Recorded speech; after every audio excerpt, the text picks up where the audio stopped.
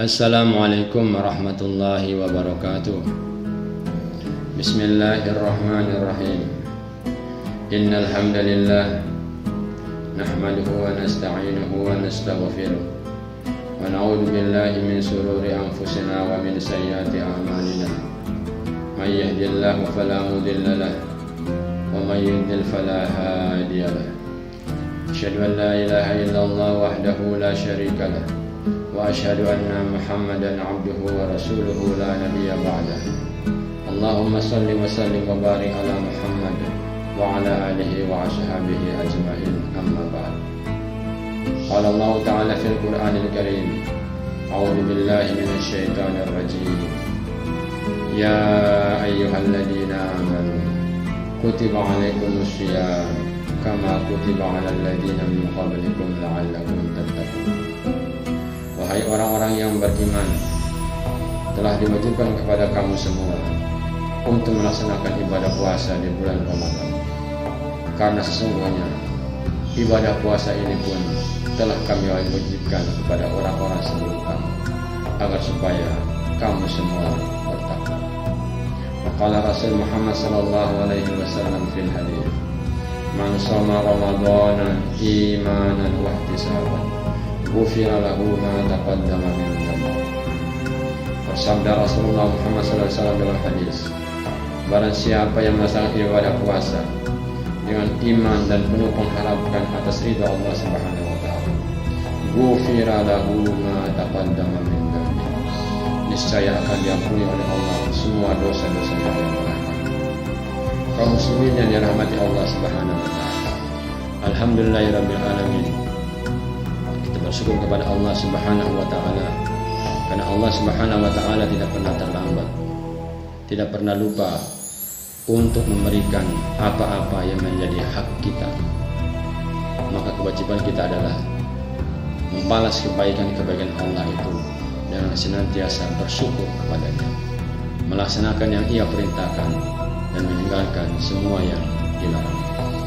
Kaum muslimin yang dirahmati Allah Subhanahu wa taala, dalam hadis Rasulullah Muhammad SAW disebutkan dengan jelas, dengan gamblang kepada kita umatnya yang beriman kepada Allah dan hari akhirat, tentang tanda-tanda orang yang beriman, tentang siapa sesungguhnya orang-orang yang betul-betul beriman itu.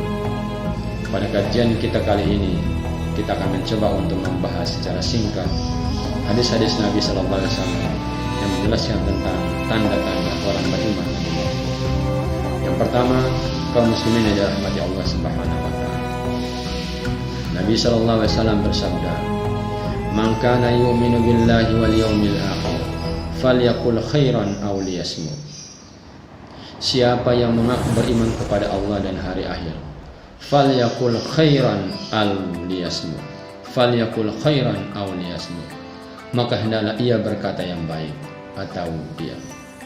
Indikator, tanda bahwa orang itu betul-betul beriman kepada Allah Subhanahu wa taala dan hari akhir, menurut hadis ini adalah mereka yang mampu menjaga lisannya, berkata yang baik, berucap yang benar, bertutur kata yang bermanfaat. Kalau seandainya kita tidak mampu untuk berkata yang baik, tidak bisa berbicara yang bermanfaat, maka solusi atau jalan keluarnya adalah diam. Falyaqul khairan aw liyasmut. Hendaklah kamu berkata yang baik. Kalau tidak bisa, hendaknya diam. Berkata yang baik adalah ciri orang yang beriman. Lisan orang beriman adalah hanya melakukan hal-hal yang bermanfaat untuk dirinya, hal-hal yang bermanfaat untuk orang lain. Kalau tidak mau berkata yang baik, diam lebih menyelamatkan. Dalam ungkapan bahasa Arab disebutkan, salamatul insan fi hifdzil lisan. Keselamatan seorang manusia, keselamatan seorang insan adalah pada kemampuan dirinya untuk memanage dan mengatur lisan atau lidahnya. Hadirin yang berbahagia, tanda orang beriman yang kedua, man kana yu'minu billahi wal yawmil akhir falyukrim jarahu. Siapa yang beriman kepada Allah dan hari akhir, falyukrim jarahu, maka hendaklah ia memuliakan tetangganya. Siapakah tetangga itu?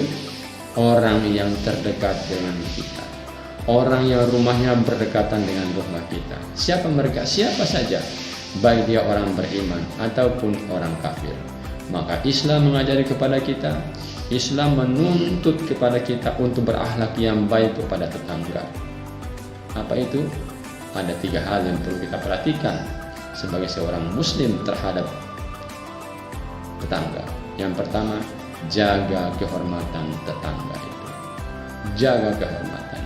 Jangan menggunjing, jangan memfitnah, jangan menjadikan tetangga sebagai bahan diskusi. Yang kedua, jaga hartanya. Tetangga adalah orang yang terdekat dengan kita. Kita punya kewajiban moral untuk menjaga semua harta yang ia miliki. Yang ketiga adalah menjalin keakraban dengan mereka. Karena ketika kita mengalami musibah, ketika kita mengalami masalah, tentunya orang yang pertama kita minta itu adalah tetangga kita, bukan saudara kita yang jaraknya berjauhan dengan tempat tinggal kita. Kaum muslimin yang berbahagia. Yang ketiga, man kana yu'minu billahi wal yawmil akhir falyukrim dha'ifahu. Siapa yang beriman kepada Allah dan hari akhir, hendaklah ia memuliakan tamunya. Tamu adalah orang yang berkunjung ke rumah kita. Maka sikap kita adalah hargailah tamu sebagaimana yang diperintahkan oleh Allah dan Rasul-Nya. Perlakukanlah tamu sebagai orang yang layak untuk dihormati. Berikanlah ia suguhan sesuai dengan kesanggupan kita. Penuhilah apa yang menjadi hajatnya. Kemudian persilakan ia keluar dengan cara yang baik. Demikian kajian kita pagi ini. Semoga bermanfaat untuk kita semua. Assalamualaikum warahmatullahi wabarakatuh.